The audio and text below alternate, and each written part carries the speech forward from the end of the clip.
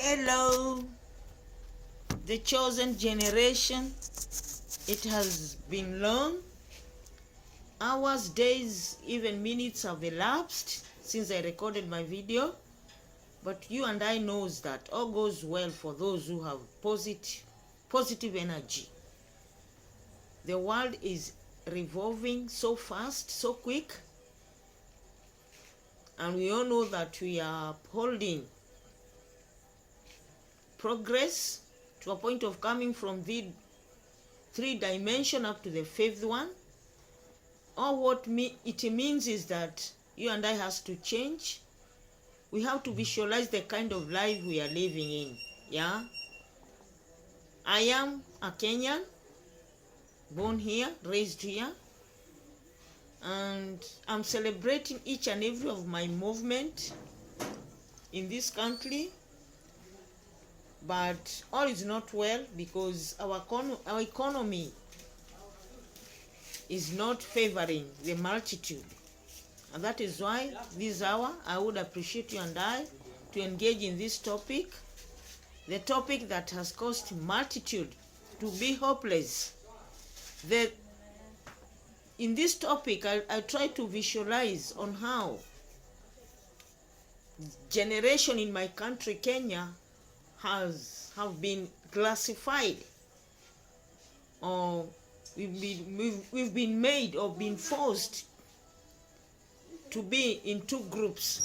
They have and they have not, and it all end up one being identified as a vulnerable and those who are above vulnerability.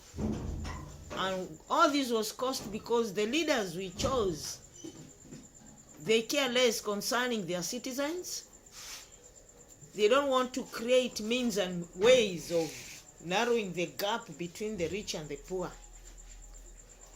So things are becoming messy to a point of people are being validated to being poor, to being vulnerable, to being underprivileged. Let me go direct to my topic, the topic of today. Okay, in my country, Kenya, we happen to have chose or voted in a docket where we specified the women to enter into an office, the office that is well known to many as women representatives. And this office hasn't played its part as per expectations. Because as we are here, I can't recall I can't recall any initiative that they have initiated to upgrade the lifestyle of girls and women. They are there just to pocket the cash, and mind you, they are pensionable. They are using the citizen taxes to a point of giving no return to the community. Okay, if I engage in this topic, this is whereby I've managed to form a committee of about over 200 members, and we've engaged in an initiative of, okay, we have registered our group because we are in a hurry to organize on how to supply sanitary towels to the school-going kids, even to women who are in this reproductive section. I come from Kilifi County, and this is a county that it's somehow forgotten by our regime, the regime we are having, because the health sector, the education, the agriculture, all that uphold the dignity of a human have been sidelined, have been neglected, we've been abandoned. And this is the right time we have to help each other, because we have identified the problem we are facing.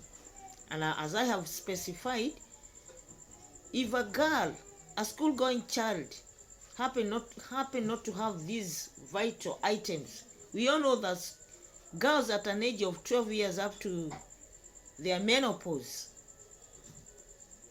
up to the stage they are women, they have to have the sanitary towels. They are very important to a woman's life. But here in Kenya, they are being sold at a high price. And allow me to expose on how things are down here. Many of my girls or women, they have the tendency of using rags, the old rags from their beddings or from their clothes. They use them to protect them during their menstruation period.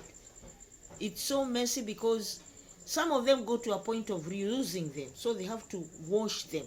And mind you, even the washing detergent, to get the washing detergent is also another issue. So that is why I had this tendency of forming the committee. And mind you, we have also involved the diaspora people in order for this initiative to take its place, not to help in only one county, because in my country we happen to have 47 counties. As per now, we've targeted 10 of them, or about 15 counties, my county included, which is Kilifi. We have Kilifi, we have Kwale, we have Mandera, we have Lamu. Yeah, we are entering there. We want to involve each and every school-going child, each and every lady who is in this pathetic situation, to be included there in order for them to celebrate life. Because some of the things that we Kenyans face, they've made most of us to give hope. We have lost that hope because, as I have indicated, the women rep who are supposed to even help, okay, they are also allowed to help even the boy child, but if they cannot help the girl child, what do we expect from them? And this is a awakening call that next coming general election, anyone who is to enter into that docket, they have to have a pure, clean blueprint on how they will handle that job. Because mind you, they are supposed to be in that office for about 5 years. And as we are here, they have already elapsed their 2 years and they have done nothing on the ground. They only attend seminars locally and abroad. In fact, I for one, I don't identify my women rep from the area I come from. I don't recall seeing her. We only ended up during the voting time. When she was voted out, we only see some of them flying and returning. They took flight to China, yeah, to Western countries. We can't say what they are engaged in, and this is how things are here. So this is our right time to know that there are people who are suffering, mostly girls. They are suffering, and mind you, there are repercussions to all this. When a girl is not aided, there are many things that she faces. Here in my country, we have a sector of people who transport passengers from one area to another. Most of these men, let me expose it because that is the bitter truth, they target those girls who are vulnerable. They promise to buy them sanitary towels, they promise to give them this and this, and the end up game is that they are impregnated. And the result of it all is that we all know the girl loses her education. And that is one way majority of our girls in my country, Kenya, they are suffering. The type of lifestyle they are living is unbearable. So this is the right time for the selected leaders to be serious with, well, they are serving the citizen. Not only in Kenya, the whole of Africa. The citizens they are facing hard issues. The misogynistic issues that are involved when one is cornered with poverty or vicious poverty is that pregnancy rate is in high. The pregnancy is in high rate. We will find most of these girls just loitering. And guess who is to blame? Leaders are to be blamed because you are being chosen there to strategize ways and means on how you are to help the people who voted you in. I fail to understand how they themselves feel because they happen to be women. They know all type of issues women face. The biology that consists of women means that they are to be assisted in all spheres of their life. But that is not to be.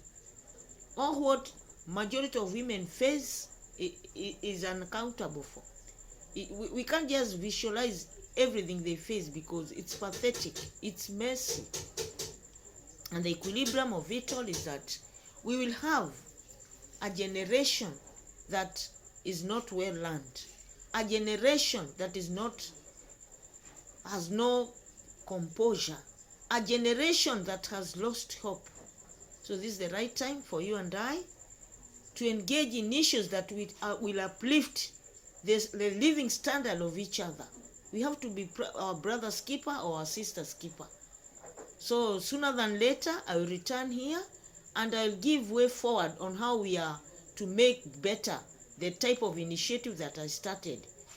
And I'm celebrating all this because I, for one, am trained in community development and social work. I have a higher diploma in that, and I've always been visualizing on how to help humanity, because I, for one, I faced hardship when I was growing.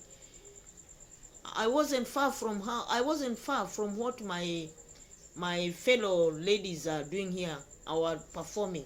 When I was growing, there was no one around to support me to support me to receive those sanitaries. There's no one. I just live a life that I can't just express how it was here. That is why I've decided to help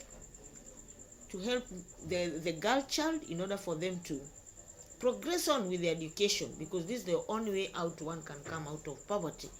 Well, we are here in this continent of Africa. And another thing, I would also give an awakening call to the education center in my country, because the type of education that is being forwarded to the citizen has no value. They have forgotten concerning the life skills of a person. The life skills consist of being a masonry or a dressmaker, or even you have to engage in something that is tangible, or even a farmer. We shouldn't engage in careers that will fade as we are progressing on with our years. No, we should have the life skill. The life skills will help someone even in your old age, and this is the way to go. Sooner than later, I'm very sure that the type of education will involve all these that I've mentioned, because life will be something to celebrate when one is on the right wave or on the right track, and that is all how it should be. We all hold our hands and help the vulnerability, the underprivileged, and in return, all what we engage in will catapult back to us. Thank you. It's all coded. I'm done.